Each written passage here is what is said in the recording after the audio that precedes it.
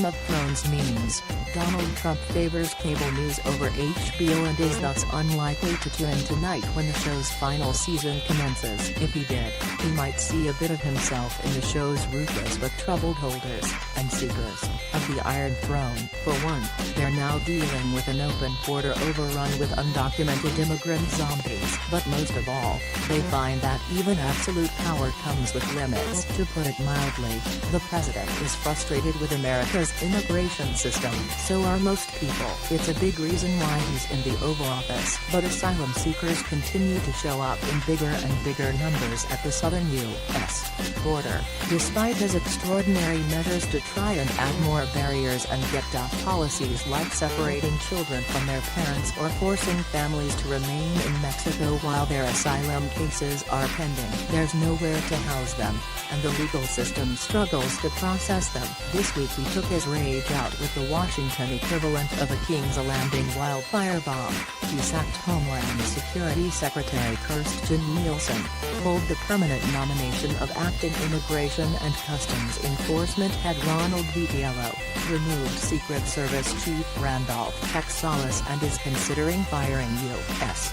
Citizenship and Immigration Service head Lee Francis Cisna. Reportedly, Trump didn't like how Nielsen would push back against some of his more regressive ideas, like blocking immigrants from claiming asylum. Many of those ideas are floated and soon forgotten, used mostly to stake out a wild position and stoke outrage.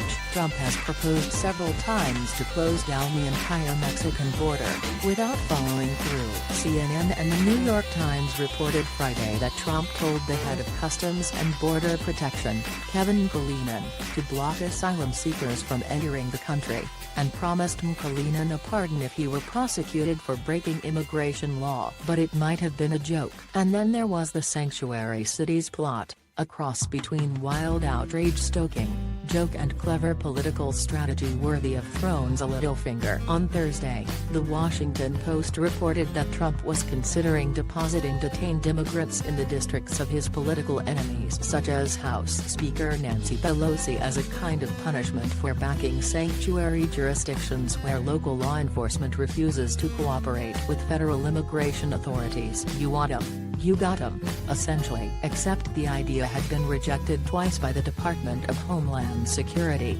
and White House officials insisted the informal proposal was dead, until, that is, Trump saw it being discussed on his favorite news channels on Friday, decided it made him sound tough and tweeted his support. Immigration frustrated Trump's predecessors as well. But Trump, of course, has little interest in the grand bargain of tougher enforcement plus amnesty for those here legally that George W. Bush and Barack Obama worked on but Congress wouldn't pass. And Congress has little interest in passing anything of substance on the subject anyway. So this is what we've got for the next 2 years. Trump will exert what power he can to boot people out and prevent them from coming. From the Department of Justice proposal to allow individual immigration judges to issue binding rulings faster, to court crusades for policies like Remain in Mexico. The point is for him to run for re-election as, first and foremost, a protector of the realm.